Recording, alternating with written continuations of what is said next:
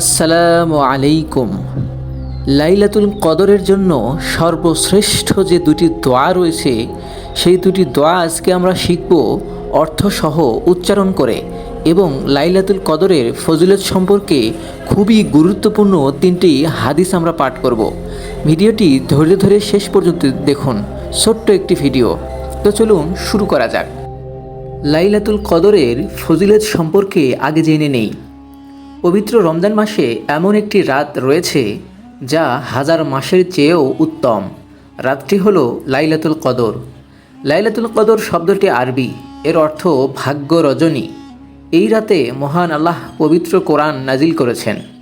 রাতটিতে মহান আল্লাহ আগামী 1 বছরের জন্য বান্দার ভাগ্য নির্ধারণ করেন। পবিত্র কোরআনে মহান রব্বুল আলামিন ইরশাদ করেছেন, নিশ্চয়ই আমি এটি নাজিল করেছি লাইলাতুল কদরে, অর্থাৎ পবিত্র কোরআন লাইলাতুল কদরে নাজিল করা হয়েছে। তুমি কি জানো কদরের রাত কি? কদরের রাত হাজার মাসের চেয়েও অধিক উত্তম। এই রাতে ফেরেশতা আর রূহ তাদের রবের অনুমতিক্রমে প্রত্যেক কাজে অবতীর্ণ হয়।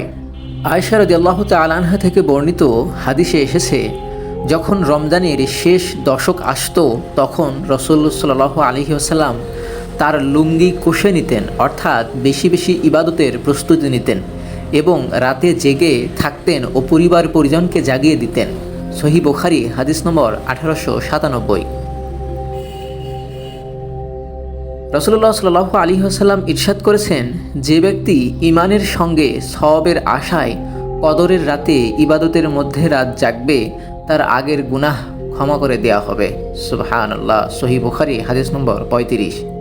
এই রাতে আল্লাহ তাআলা অসংখ্য বান্দাকে গুনাহ থেকে মুক্তি দেন এবং তাদের ভাগ্য নির্ধারণ করেন। এই রাতে ফেরেশতারা নেমে আসেন এবং রহমতের দরজা খুলে দেওয়া হয়। পাশাপাশি মুমিনদের জন্য অফুরন্ত কল্যাণ বরাদ্দ করা হয়। তাই এই রাতে ইবাদত বন্দেগী করা অত্যন্ত গুরুত্বপূর্ণ ও কল্যাণকর।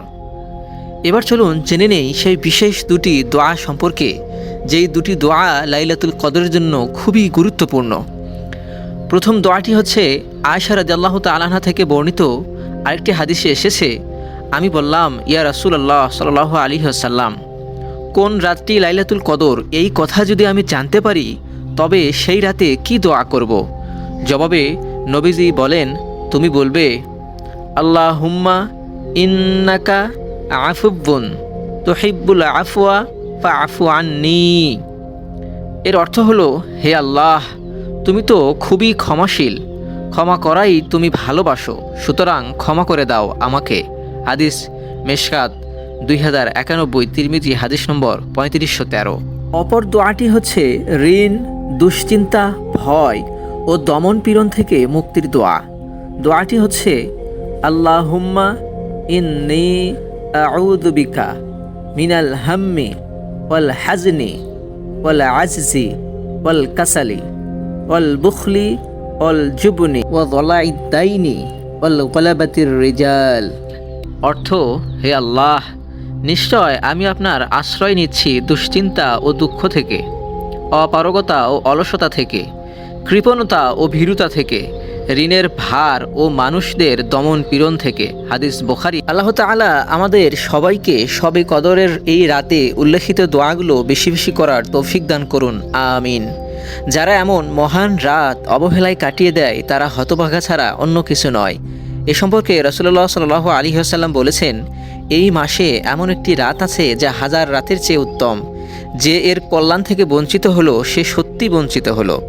সুতরাং মহান আল্লাহ সুবহানাহু ওয়া তাআলা আমাদেরকে রমজানের এই শেষ দশকে প্রত্যেক বেজর রাত্রিগুলো জাগার তৌফিক দান করুন, আমিন, এবং বেশি বেশি ইবাদত বন্দেগীতে সময় কাটানোর তৌফিক দান করুন, আমিন।